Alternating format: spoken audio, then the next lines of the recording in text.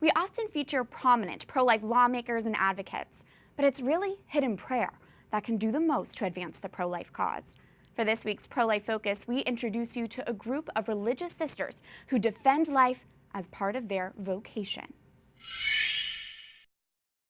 Sister Lucy, have you been down to the Holy Land Shrine since you've been here? Yes. So that's lovely. Tucked away in what's known as DC's Little Rome, a Catholic enclave in our nation's capital, you'll find the Basilica of the National Shrine of the Immaculate Conception, a Franciscan monastery, and, as of recently, an added convent for the Sisters of Life. I love it. It's wonderful. It's a life of really a life of love. Giving your life to Christ is the greatest adventure. While religious sisters typically take 3 vows for poverty, chastity, and obedience, this order takes an additional 4th vow to protect and enhance the sacredness of every human life. We believe in the beauty, the dignity, the sacredness of every human person. And all of our life, our work, our prayer revolves around that. It was for that very reason that in 1991, New York's Cardinal John O'Connor founded the Sisters of Life. Starting with 8 sisters, the order has since grown to over 100 today, and they've spread across North America.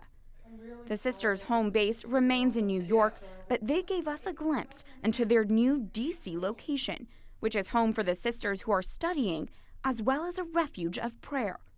Their white and navy habits here may look uniform, but how these sisters came to wear them varies from person to person. I just experienced this invitation from the Lord to come and to follow him. And I was very drawn by the charism of life. I felt called to religious life in 6th grade, but I was like, no way, God, like crazy. I don't want to do that. But over the years, the Lord really spoke to my heart, and I began to consider a religious life more. And it was in university I really said yes to the Lord, but I still didn't know exactly where I was called. But it was a friend who had went to World Youth Day Australia 2008, and she met the Sisters of Life there, and she told me about them. And when I went on the website, my heart burned. I was like, this is my heart. I can't believe they exist. The Sisters of Life is both an active and contemplative order, which is reflected in how they care for human life.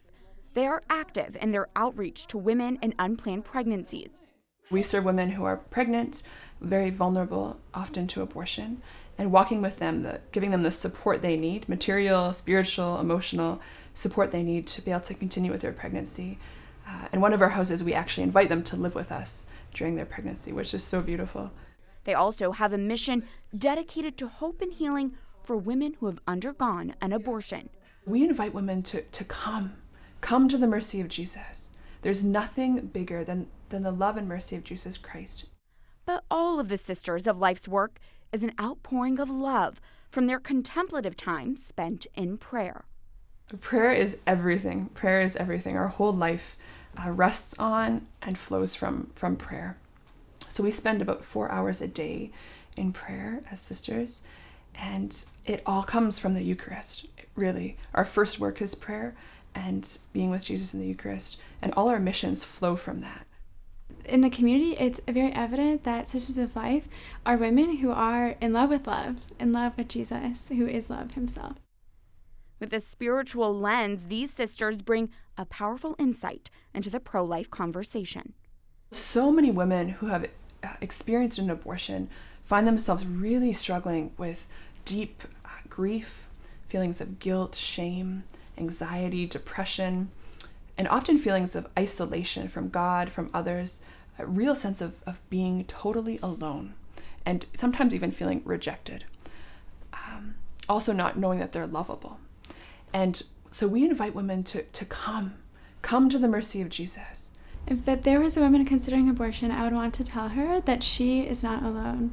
I would want her to know that she doesn't have to face this unexpected pregnancy by herself, that she can reach out to us, and we're here to accompany her, to listen to her fears, her hopes, her dreams, her desires.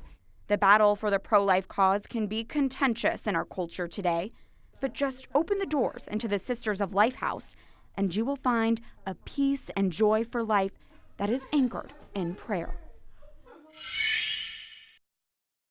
To learn more about the Sisters of Life, please visit sistersoflife.org.